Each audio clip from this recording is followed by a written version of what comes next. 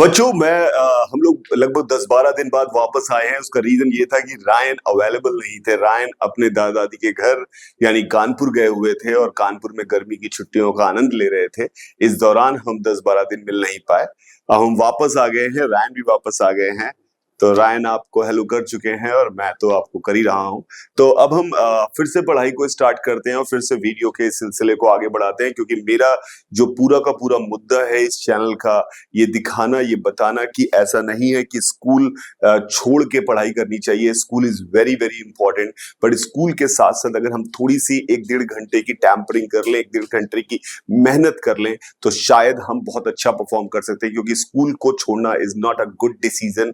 जो मैंने एक बार लोगों से कम्युनिटी पोस्ट पे पूछा भी, तो उसमें भी लोगों का कहना था कि स्कूल नहीं छोड़ना चाहिए बिकॉज ओवरऑल डेवलपमेंट के लिए बहुत जरूरी होता है। पर साथ ही साथ थोड़ा थोड़ा, क्योंकि मैथ्स और साइंस का सारा टेम्परामेंट जो है, आप किस तरफ जा रहे हैं, वो सारा डेवलप ही छोटी क्लासेस में होता है, 6, 7, 8, 9, 10th में होता है। तो वो टेम्परामेंट डेवलप करने के लिए हमें कहीं ना कहीं एक सही मार्गदर्शन की जरूरत होती है। तो वो मैं अपने बेटे को देने की कोशिश कर रहा हूँ। साथ में मैं इसके माध्यम से, यूट्यूब के माध्यम से और ऐसे कॉस्मिक के माध्यम से, मैं दुनिया में जितने भी बच्चे जिनको जरूरत है उनको भी देने की कोशिश कर रहा हूं। तो without wasting time let's start. आज हम बात करने वाले हैं रायन पॉलिनोमियल्स की। पॉलिनोमियल पढ़ने से पहले कुछ एक टर्म्स होते हैं मैथ्स में। मैथ्स में दो चीजें बहुत इंपॉर्टेंट होती है। एक चीज को कहते हैं कांस्टेंट बेटा, कांस्टेंट, और एक चीज होती है वेरिएबल। वेरिएबल, कांस्टेंट और वेरिएबल, इसको समझना चाहिए। वेरिएबल वो चीज होती है मैथ्स की दुनिया में जो बदल सकती है, उसकी अलग अलग वैल्यूज आ सकती हैं। पर कांस्टेंट वो चीज है जो बदल नहीं सकती। जैसे फॉर एग्जांपल मैं यहां लिखने की कोशिश कर रहा हूं इस बोर्ड पर, तो इस बोर्ड में दो चीजें हैं। एक तो बोर्ड का साइज इन्वॉल्व है और मेरे लिखने के फॉन्ट साइज इन्वॉल्व है। तो बोर्ड का साइज जो है वो, चाहे मैं कुछ भी ड्रामे कर लूं, कुछ भी कर लूं, बोर्ड का साइज नहीं बदल रहा है, तो उसको हम कांस्टेंट की कैटेगरी में डालेंगे। और वेरिएबल कैटेगरी में मैं हो सकता है कि बड़ा लिख दूं, हो सकता है मैं छोटा लिख दूं, तो इसका साइज जो है वो बदल सकता है, तो इसको हम वेरिएबल कैटेगरी डालेंगे। तो जो चीजें बदल सकती हैं, जो उस सवाल में, उस पर्टिकुलर बात में, उस कहानी में, वो हम कह सकते हैं वो वेरिएबल है। और जो नहीं बदल सकती उसे क्या कहते हैं, कांस्टेंट है। तो यहां पर कांस्टेंट्स क्या होते हैं, नंबर्स कांस्टेंट हैं हमारे लिए मैथ्स में। जैसे 5 is a number which is a constant, √2 is a number which is constant. √2 का मतलब है 2 का अंडर रूट, मतलब जिसका स्क्वायर करके 2 मिलेगा, ठीक है। पाई इज अ कांस्टेंट, पाई भी वैल्यू फिक्स्ड होती है, पाई की वैल्यू वो कांस्टेंट है। 7.3 is a constant, 7.3 is a constant. 0 is a constant, -5 is a constant. ये सब चीजें नहीं बदल रही हैं, इनको कांस्टेंट कहते हैं। जो बदल सकती है उनकी वैल्यू पे कैसे लिख पाऊंगा, लिख तो नहीं सकता, क्योंकि जो बदल सकती है तो उनकी वैल्यू का कोई मतलब ही नहीं होता। उनको हम सिंबॉलिकली रिप्रेजेंट करते हैं। तो मैथ्स में जो चीज वेरिएबल है, जो बदल सकती है, जनरल एजम्पशन होता है हम उसे एक्स से रिप्रेजेंट करते हैं। कई बार हम उसे y से भी रिप्रेजेंट कर सकते हैं, कई बार हम उसे z से भी रिप्रेजेंट कर सकते हैं। ऐसा कोई हार्ड एंड फास्ट रूल नहीं है, पर जनरल ट्रेंड है कि x y z से रिप्रेजेंट करते हैं। अल्फाबेट x y z इस्तेमाल करते हैं हम, जो चीजें बदल रही हैं उनके बारे में बताने के लिए। और कई बार हम कॉन्स्टेंट्स को भी अल्फाबेट्स के टर्म में यूज करते हैं। कॉन्स्टेंट को भी लिख देते हैं कि अल्फाबेट है, पर लिखा होता है ऊपर कि ये कॉन्स्टेंट है, ये बदल नहीं रहा है। जैसे, ठीक है, तो उनको हमारी आदत में है ए बी सी करके यूज करते हैं। ए बी सी जो टर्म यूज करेंगे तो हम वो कॉन्स्टेंट्स के लिए यूज करेंगे। जैसे मैंने कोई चीज लिखी ए एक्स स्क्वायर, मान लो मैंने कहा कि ए एक्स स्क्वायर जो है वो वाई है, वाई की वैल्यू जो है वो ए एक्स स्क्वायर है। तो इसमें ए जो है हम कहेंगे ए इज अ कांस्टेंट, ए को कांस्टेंट बोल दिया। अब एक्स बदलोगे बार बार तो वाई की वैल्यू बदलेगी, वाई की वैल्यू बदलेगी। तो ये एक्स और वाई क्या चीज हो गए, वेरिएबल्स। एक्स को बदलने पर वाई की वैल्यू बदलेगी, तो वाई भी वेरिएबल है, एक्स पे भी वेरिएबल। क्लियर है क्या मेरी बात? अब ये जो मैंने एक्सप्रेशन लिखा है, ये जो इस चीज को मैथमेटिकल एक्सप्रेशन कहते हैं। जब मैं कुछ लिखता हूं बराबर में वाई, तो इसको मैथमेटिकल एक्सप्रेशन कहते हैं। तो इस मैथमेटिकल एक्सप्रेशन को ऐसे लिखा जाता है, वाई इज इक्वल टू, जैसे मैंने लिखा 3x square plus 5x plus 6। For example मैंने वाई को ऐसे लिखा। तो y इसमें क्या है, इसमें 3 बदल नहीं सकता, कांस्टेंट है। 5 बदल नहीं सकता, कांस्टेंट है। 6 बदल नहीं सकता, कांस्टेंट है। कौन सी चीजें बदल सकती है इसमें बेटा? और x बदल सकता है और y बदल सकता है। x बदलेगा तो y बदलेगा। तो x को बदल सकते हैं, x को अगर हम बदलेंगे तो क्या y की भी बदली हुई वैल्यू मिलेगी? x की अलग अलग वैल्यूज पर y की अलग अलग वैल्यू मिलेगी। तो इसको हम कहते हैं, x को हम कहते हैं, वेरिएबल तो है लेकिन इसको हम अपनी मर्जी से कुछ भी डाल दें, पर y अपनी मर्जी से नहीं आएगा। x की वैल्यू जैसे डालोगे y की वैल्यू फिक्स हो जाएगी। तो x कहलाता है इंडिपेंडेंट वेरिएबल। क्या कहलाता है? Independent variable. इस तरह का जब कोई y करके बराबर बड़ा सा एक्सप्रेशन लिखते हैं x में, तो इधर वाले साइड के जो वेरिएबल है x, उसे कहते हैं इंडिपेंडेंट वेरिएबल। Independent variable. और y इस x की वैल्यू पे डिपेंड करेगा। x की वैल्यू 5 डालूंगा तो y कुछ और आएगा, x की वैल्यू 10 डालूंगा तो y कहलाता है डिपेंडेंट वेरिएबल। डिपेंडेंट वेरिएबल, मेरी बात समझ में आ रही है? Dependent variable, dependent variable. और कई बार हम इस चीज को बोल सकते हैं, ऐसे बोल सकते हैं कि y is function of x। Function, ये वर्ड इस्तेमाल कर रहा हूं पहला, y is function of x। Function of x का मतलब है y जो है वो x पर डिपेंड करता है। मैथ्स में इसको बोलने का तरीका, it is a function of x। क्या हमारी बात समझ में आ गई? तो y is a function of x। तो ये जो हमने ये जो टर्म, ये जो चीज लिखी हुई है, इसे कहते हैं मैथमेटिकल एक्सप्रेशन। ठीक है, इंडिपेंडेंट वेरिएबल। आज हम जो बात करने वाले हैं बच्चों, वो इंडिपेंडेंट वेरिएबल में इधर दो भी वेरिएबल हो सकते थे। यहाँ पे y की वैल्यू मैं ऐसे भी लिख सकता था, 3x square plus 3t square plus 4x plus 5t। तो यहाँ पे x और t दो दो वेरिएबल हो जाते हैं, और ये x और t दोनों इंडिपेंडेंट वेरिएबल हो जाते हैं, और y उन पे डिपेंडेंट वेरिएबल हो जाता है, डिपेंडेंट। लेकिन आज हम जो बात करेंगे सिर्फ और सिर्फ एक सिंगल वेरिएबल जहां होगा उसकी बात करेंगे। ठीक है, तो ऐसे बहुत सारे तरीके से डिपेंड कर सकता है, 50 तरीके बना सकते हैं। जैसे मैं लिख सकता हूं y की वैल्यू 1/x, ये भी एक एक्सप्रेशन है। y की वैल्यू मैं लिख सकता हूं √x प्लस 5x स्क्वायर, ये भी एक एक्सप्रेशन है। y को लिख सकता हूं मैं x³ प्लस 3x स्क्वायर, ये भी एक एक्सप्रेशन है। y को लिख सकता हूं मैं x plus 1 upon x minus 1, ये भी एक एक्सप्रेशन है।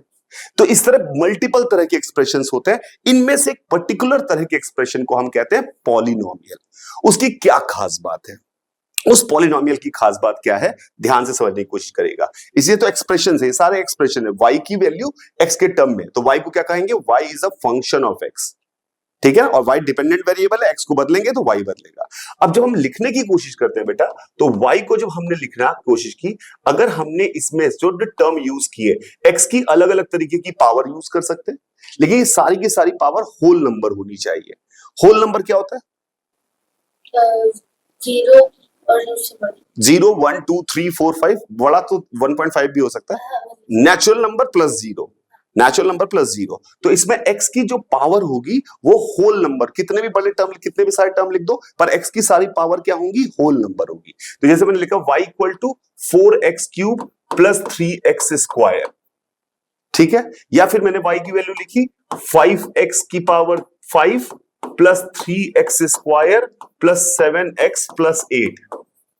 इसमें x जहां जहां भी आया है उसकी पावर कैसी आई है, मतलब होल नंबर आई है, होल नंबर आई है। तो x की जितनी भी पावर आएंगी एक्सप्रेशन में, सब एडिशन में, एक्सप्रेशंस में x की पावर, डिफरेंट डिफरेंट पावर को ऐड करेंगे, पर सारी पावर कैसी होनी चाहिए, होल नंबर। यहां x की पावर 0 कहीं लिखा है क्या, इसमें लिखा है 8 x की पावर 0 1 होता है।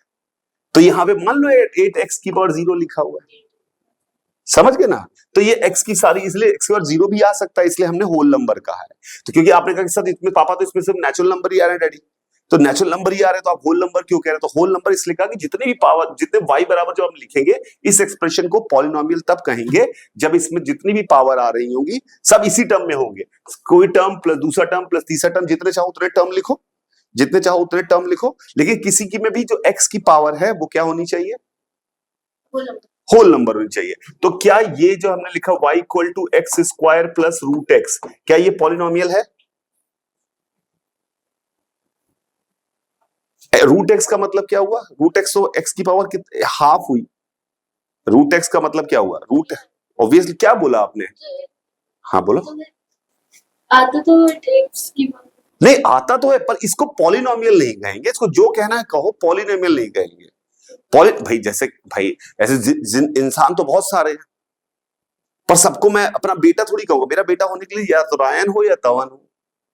मेरी बात समझ में आ रही है? अब बच्चे तो बहुत सारे, मेरी बात समझ में आ रही है? तो इसमें हमने क्या कहा कि एक्सप्रेशन अभी हमने देखा था, एक्सप्रेशन तो बहुत सारे संभव थे। ये सब एक्सप्रेशन जो हमने यहां देखे थे कहां गए, ये भी इस 1/x भी लिखा था, ये भी लिखा था, ये सारे एक्सप्रेशन है। पर एक्सप्रेशन तभी पॉलिनोमियल कहलाएगा जब कि पावर में होल नंबर होगा। ठीक है, तो ये पॉलिनोमियल नहीं है, this is not polynomial. y equal to 1 upon x लिख दिया, नॉट पॉलिनोमियल। y की वैल्यू लिख दी 1 x plus 1 upon x minus 1, नीचे x आ गया, नॉट पॉलिनोमियल। क्या होना चाहिए पॉलिनोमियल के लिए? Whole number. पावर में सारे एडिशन में टर्म्स लिखे हुए हैं x के, और उसको कहते हैं सिर्फ एक वेरिएबल x है, उसमें पॉलिनोमियल लिखा हुआ है। क्लियर है क्या मेरी बात? पॉलिनोमियल पहचान लोगे पॉलिनोमियल? जैसे बताओ ये पॉलिनोमियल है कि नहीं?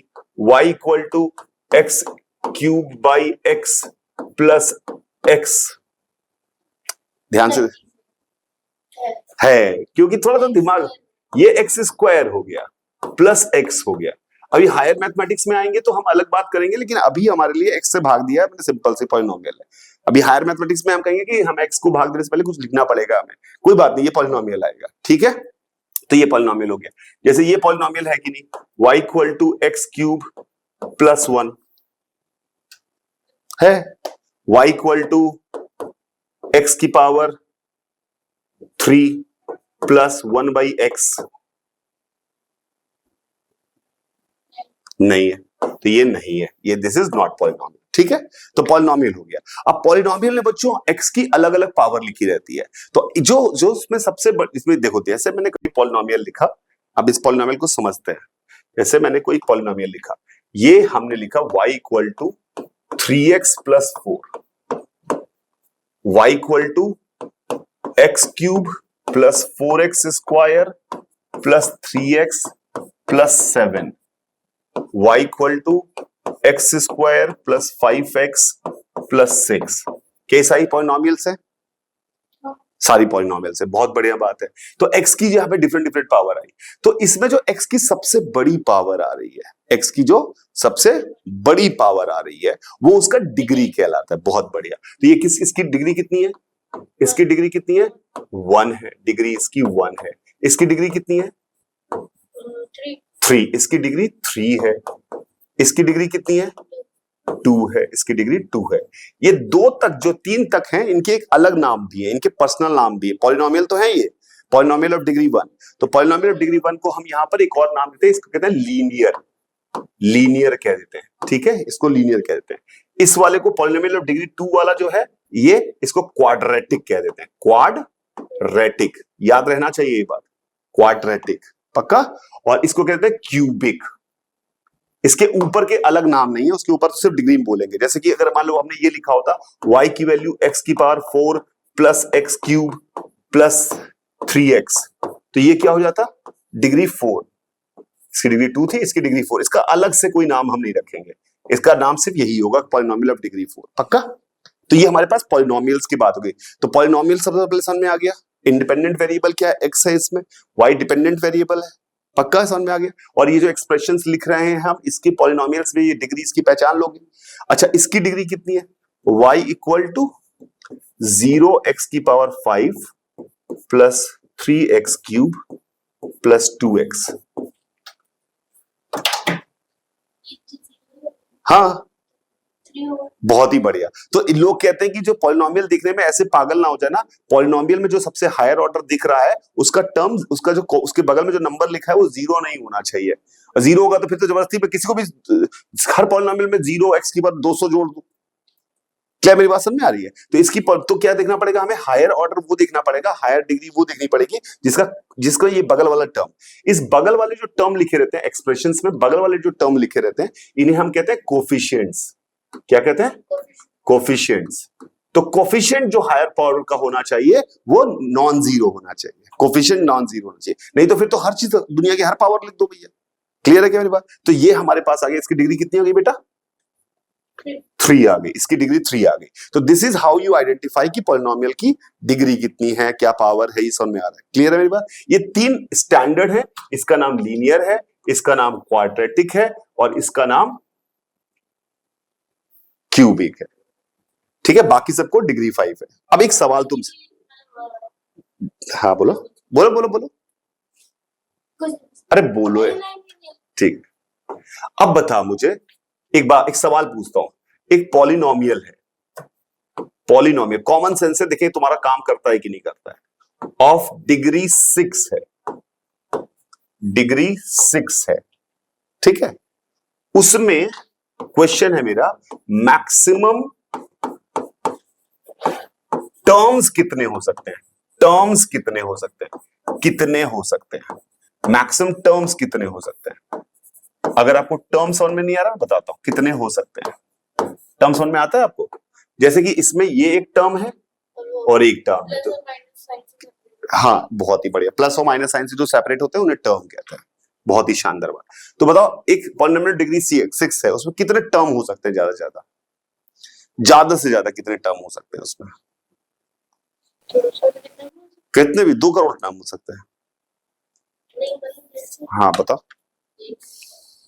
6 है हाँ तो उसकी 6 हो गई, उसके आगे जो ऐड होना है 6 से कम होना चाहिए। हाँ तो कम होना चाहिए, तो कितने टर्म हो सकते हैं मैक्सिमम? 6 से कम तो बहुत सारे आ जाएंगे, x का स्क्वायर y का हाँ y कहाँ से आ गया? x में लिखनी है ना स्क्वायर, वेरिएबल, तो 5 कैसे? 4 टोटल टर्म कितने हो सकते हैं? टोटल टर्म 6 टोटल टर्म क्यों? हाँ क्यों, और क्या, कौन से?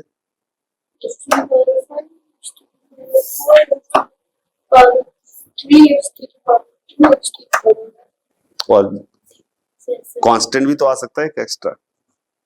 कितने टर्म होंगे? 7 पॉलिनोमियल डिग्री 6 में आपने थोड़ा सोचा कि भैया इसमें x की पावर 6 वाला टर्म आ जाए, इसके अलावा क्या आ सकता है? x की पावर 5 वाला टर्म भी आ जाए, x की पावर 3 वाला टर्म भी आ जाए, यहाँ 5 4 लिख जाए, यहाँ 3 लिख जाए, यहाँ 2 लिख जाए, या 5 x की पावर 2 आ जाए, प्लस 6 x की पावर 1 आ जाए, प्लस 8 आ जाए। तो इसमें मैक्सिमम कितने टर्म हो सकते हैं? मैक्सिमम 7 टर्म हो सकते हैं। तो क्या मैं ये लाइन बोल सकता हूं कि पॉलिनोमियल ऑफ डिग्री n में n+1 टर्म हो सकते हैं?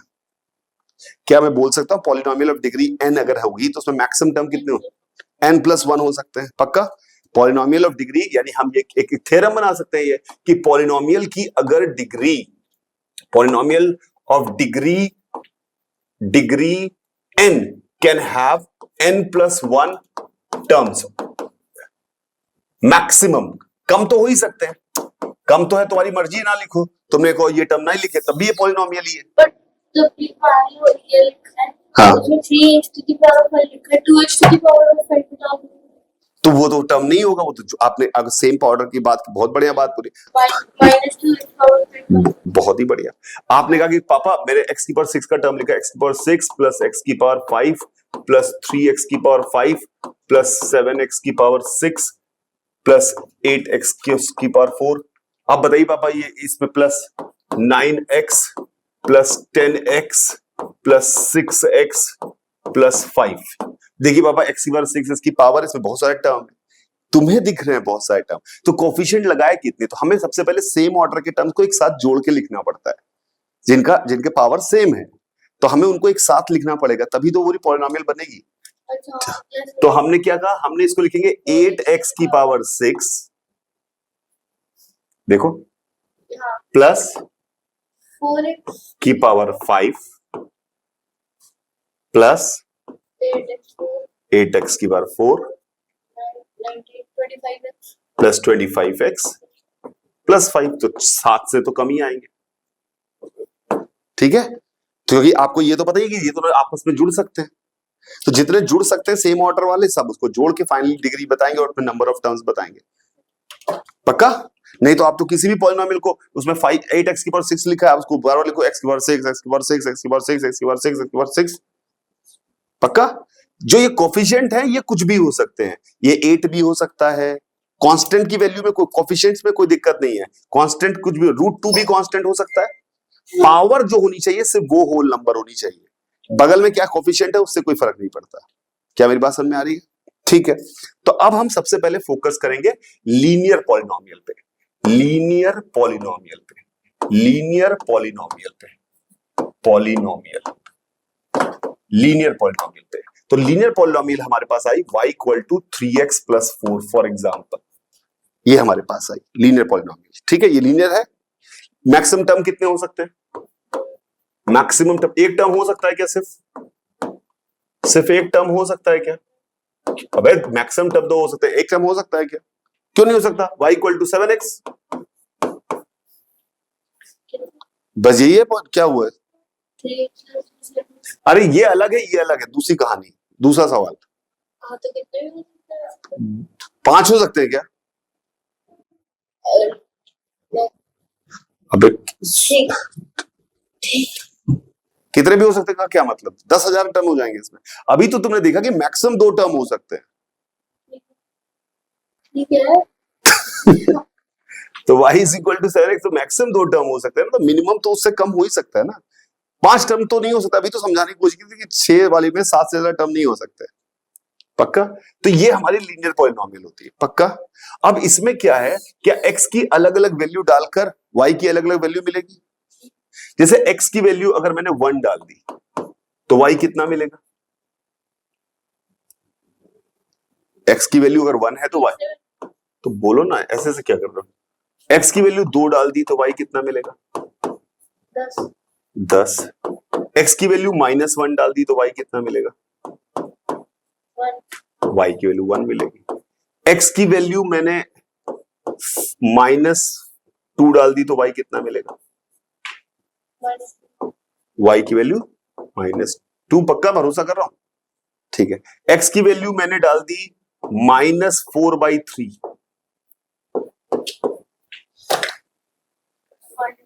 4/3 डाल के देख लो।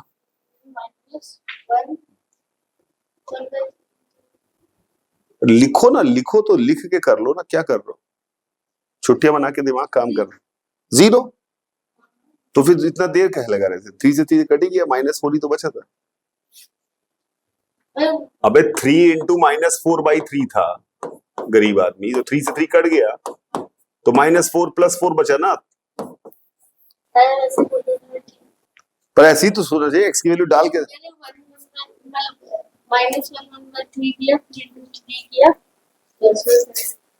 चलो कोई, y की वैल्यू कितनी आई? 0। पक्का?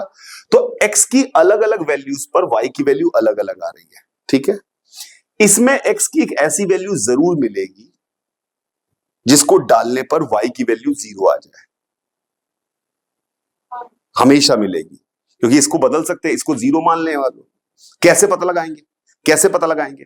तो आपने कहा कि 3x + 4 की वैल्यू 0 कब आएगी? तो आपने कहा जब 3x की वैल्यू 4 को उधर ले गए तो 3x की वैल्यू -4 हो जाएगी, यानी x की वैल्यू कितनी हो जाएगी? -4/3। तो मैंने मन में सोचा था और मैंने यही दे दिया था तुम्हें। ठीक है। दूसरा आंसर तो आ ही नहीं सकता, एक ही आंसर आएगा। तो इसका मतलब है y, जब हम लीनियर वेरी पॉलिनोमियल की बात करते हैं तो उसमें एक ना एक x जरूर मिलेगा, एक ना एक x जरूर मिलेगा जिस पर y की वैल्यू क्या आ जाएगी? 0 आ जाएगी। तो ऐसे x को कहते हैं जीरोज ऑफ, जितने भी मिलेंगे उनको कहते हैं zero of polynomial. They are called zero. तो इस -4/3 is called zero of polynomial. लिख लो इसको, क्या कह रहा था? Zero polynomial. जैसे कोई भी y इक्वल टू कोई भी पॉलिनोमियल है, x⁻6 + x⁻5 + x² + 3x + 90। ठीक है। x की जिस वैल्यू पर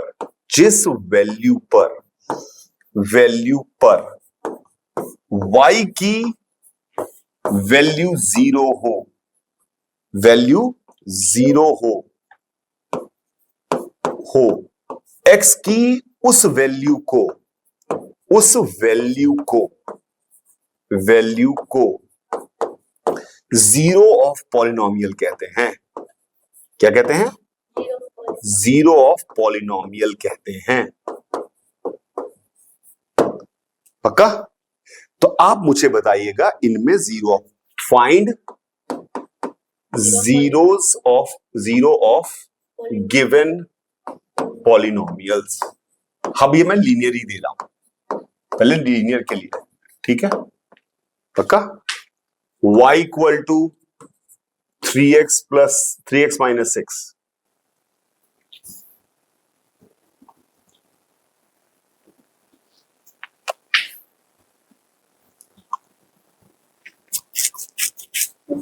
तो इतना देर कैसे लगा? 3x - 6 0 तो x के लिए 2 होने चाहिए, तो इसका 0 क्या आ गया? आंसर आया इसका x equal to 2, y equal to 5x plus 10। X answer आ गया इसका, x equal to -2, y is equal to 4x plus 12। Answer आ गया x इक्वल टू -3। क्या चीज है आंसर, क्या चीज है ये, क्या है, क्या निकाल रहे हैं हम लोग? Zero of polynomial. ठीक है, भूल ना जाना। y is equal to 7x minus 4।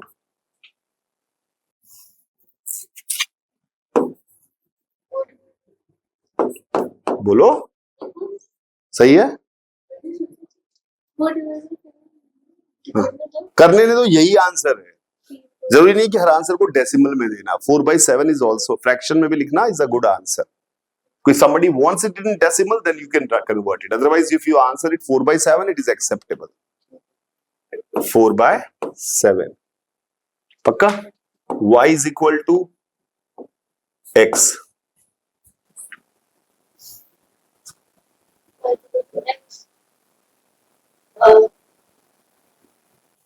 x की किस वैल्यू के लिए y 0 होगा? x की कौन सी वैल्यू डालें कि y 0 हो जाए? अरे x की वैल्यू डालनी होती है तो फिर 0 ही ना देता, कंफ्यूज क्यों हो जाते हो? आंसर इज x बराबर 0। पक्का। तो ये हमारे पॉलिनोमियल, ये हो गया लीनियर पॉलिनोमियल। पक्का। अब लीनियर पॉलिनोमियल को में दो चीजें हैं हमारे पास, ध्यान से देखिएगा। लीनियर पॉलिनोमियल में दो चीजें, लीनियर पॉलिनोमियल दो चीजें। y बराबर हमेशा इस तरह से लिखी जाएगी, ax प्लस बी टाइप लिखी जाएगी। लीनियर पॉलिनोमियल हमेशा ऐसे लिखी जाएगी, ax प्लस बी। a और b क्या है? Coefficients, constant coefficients. a and b are constants coefficients. ठीक है। अभी a और b की अलग अलग वैल्यू में अलग अलग आंसर, सब फॉर्मूले बनेंगे। तो ये हमारी लीनियर पॉलिनोमियल कहलाती है। पक्का। इसमें दो चीजें, y क्या है, डिपेंड कर, y की वैल्यू अलग अलग आएगी, x की वैल्यू अलग अलग आएगी। तो हम क्या करते हैं, इसको एक ग्राफ में भी रिप्रेजेंट करते हैं, दो लाइनें खींचते हैं। ये लाइन जो है, ये लाइन में ये इंडिपेंडेंट वेरिएबल जो है उसको दिखाते हैं। नंबर लाइन ही है, ये नंबर लाइन है, इधर पॉजिटिव इधर निगेटिव, इधर बीच में 0। ठीक है। इसमें हम दिखाते हैं इंडिपेंडेंट वेरिएबल की वैल्यू, यानी x की वैल्यू, और इधर दिखाते हैं डिपेंडेंट वेरिएबल की वैल्यू, डिपेंडेंट वेरिएबल y की वैल्यू। ये भी नंबर लाइन, ऊपर पॉजिटिव 1 2 3 4 5 6 7, ये 0, ये नेगेटिव नेगेटिव नेगेटिव। तो अब हम क्या करते हैं, अब हम इसके, जैसे मान लो तुम्हें इसको दिखाते हैं, मिला मिला के देखते हैं कहां से कौन कौन से पॉइंट्स पास कर रहे हैं। तो अब हम क्या करेंगे, ध्यान से देखने की कोशिश करिएगा। अब हम इसको रिप्रेजेंट करेंगे पिक्चर से, इस एक्सप्रेशन को पिक्चर से रिप्रेजेंट करने की कोशिश कर रहे हैं। बहुत ध्यान से देना, बहुत ध्यान, कंसंट्रेशन। जैसे मान लो हमारे पास है y इक्वल टू 4x। ठीक है, y इक्वल टू 4x है। तो x की वैल्यू जब 0 है तो y कितना है?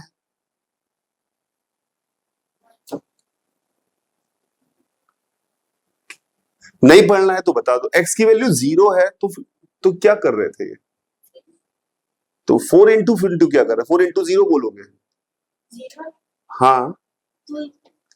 तो x की वैल्यू जब 0 है तो यहां पे नंबर लाइन आपने बनाई है, x इधर देखते हैं, इधर है 0, ये x का, ये 1 है, ये 2 है, ये 3 है, ये 4 है, ये 5 है, ऐसे मान लिया। और यहां पर ये y के लिए ये 0 है, ये 1 है, ये 2 है, ये 3 है, ये 4 है, फॉर एग्जाम्पल ऐसे। तो x की वैल्यू 0 पे y की वैल्यू 0 है, x की वैल्यू 0 पे y की वैल्यू 0 है। तो हमने क्या कहा, x की वैल्यू 0 है और y की वैल्यू 0 है, यानी x में 0 है और y में भी 0। तो ये पॉइंट डिसाइड कर, ये पॉइंट हो गया, ये दोनों का 0 डिफाइन कर रहा है, इसका भी 0 है और इसका भी 0 है। x की वैल्यू 1 है तो y कितना है बेटा? 4 आएगी। तो x की वैल्यू 1 है, यहां पर आ गई, y की वैल्यू 4 यहां लिखी हुई है। तो हमने क्या किया, हम इस दोनों x की वैल्यू 1 पे y की वैल्यू 4 है, तो हम कहेंगे जब x की वैल्यू 1 होती है तो y की वैल्यू 4 होती है। तो हम इस पॉइंट को रिप्रेजेंट करेंगे, इस पॉइंट को। x की वैल्यू 2 है तो y की वैल्यू कितनी है? 8 है। तो x की वैल्यू जब 2 है तो y की वैल्यू 8 यहां कहीं होगी। तो ये रिप्रेजेंट, ये सारे पॉइंट्स को बनाते हैं। और जब इनको ज्वाइन कर लेते हैं, ऐसे बना देते हैं, तो ये हर एक्स पर, अगर अब आप इसको ज्वाइन कर लिया, इस लाइन को देखा, इस लाइन को कहते हैं ग्राफ। क्या कहते हैं? ग्राफ। इस लाइन को क्या कहते हैं? ग्राफ। पक्का? इस ग्राफ का क्या मतलब होता है ये हमें बताएगा कि जैसे अगर मान लो मैंने तुम्हें सिर्फ ग्राफ खींच के दे दिया, तो तुम्हें अगर मैं पूछूंगा एक्स की वैल्यू 1 पे, तुम्हें ये फंक्शन नहीं बताया, ये नहीं बताया, सिर्फ ग्राफ दे दिया है। एक्स की वैल्यू 1 पे वाई की वैल्यू कितनी है, तो अब एक्स की वैल्यू 1 जाओगे और ऊपर चढ़ोगे, जहां पे कट करेगा उसके सामने का पढ़ लोगे कि वाई की वैल्यू 4 है। एक्स की वैल्यू आधे पे वाई की वैल्यू कितनी है, तो एक्स की वैल्यू आधे पे जाओगे, वो तो पता है तुम्हें। हाँ, तो ये हो गया 2। तो इस तरह से इसको रिप्रेजेंटेशन है। तो जब भी हम लीनियर पॉलिनोमियल का ग्राफ खींचते हैं तो वो हमेशा सीधी लाइन आती है। क्या आती है? इसीलिए इस पॉलिनोमियल का नाम हमने क्या रखा था? Linear polynomial. क्यों रखा था लीनियर पॉलिनोमियल, समझ में आया? क्योंकि इसका ग्राफ खींचने पे सीधी लाइन आती है, इसलिए इसका नाम लीनियर मतलब सीधा पॉलिनोमियल रखा था। पक्का? तो अब हम जैसे एक एग्जांपल को समझने की कोशिश करते हैं। जैसे हमारे पास है y is equal to 4x plus 2, ये इसका ग्राफ खींचने की कोशिश करते हैं। तो ये मान लिया ये 0 है, ये 1 है, ये 2 है, ये 3 है, ये 4 है, ये 5 है, ये 6 है, ये 7 है, ये 8 है, ये 0 है, इधर इसका ये 5 है, ये 10 है, ये 15 है, ये 20 है। अरे हमने एक यहां कहीं होगा, अरे एक दो छोटे छोटे होंगे। ठीक है, रिप्रेजेंट करने का तरीका है। ठीक है, तो अब y की वैल्यू, x की वैल्यू 0 है तो y कितना? y की वैल्यू 2 है, तो x की वैल्यू 0 है तो y की वैल्यू 2 है, यानी x की वैल्यू 0 मतलब इस जगह, y की वैल्यू 2 मतलब थोड़ा ऊपर चढ़ गए यहां पर, तो ये पहला पॉइंट मिला। x की वैल्यू 1 है तो y कितना? 6। x की वैल्यू 1 है तो 5 6 है, तो x की वैल्यू 1 जब हम आए तो y की वैल्यू 6 हुई, तो ये दूसरा पॉइंट मिला, ये 6 होगा। x की वैल्यू 2 पर y कितना? 10, तो x की वैल्यू 2 पर y की वैल्यू 10 है, ये पॉइंट मिल गया। तो जैसे ही हमें ये 2 पॉइंट मिल गए, 2 पॉइंट मिल जाए तो भी काम चल जाएगा। मान लो कोई भी 2 पॉइंट मिल गए तो उनको मिलाकर सीधे बढ़ा दो, तो बाकी चेक करने की जरूरत ही नहीं, अपने आप सही हो जाएगा। 2 को बना दिया, स्ट्रेट लाइन खींचनी है, 2 पॉइंट मिल गए तो इस लाइन तो खींच ही लोगे। तो this is how you can draw the line. इसकी लाइन हम ऐसे ड्रॉ कर लेते हैं। पक्का? इसकी लाइन हम ऐसे ड्रॉ कर सकते हैं, और x की वैल्यू निगेटिव होगी तब भी इस लाइन को इधर बढ़ा दो। तो ये जो पॉइंट है, यहां पर y की वैल्यू कितनी है? यहां पर इस जगह 0। y तो ऊंचाई होती है ना, x होती है इस लाइन पर, y होता है, तो ये हो गई y की वैल्यू 0। तो ये हो गया आपका जो 0 ऑफ पॉलिनोमियल था, वो ये वाला पॉइंट है जहां पर y की वैल्यू 0 आती है। समझ में आया थोड़ा थोड़ा? पक्का?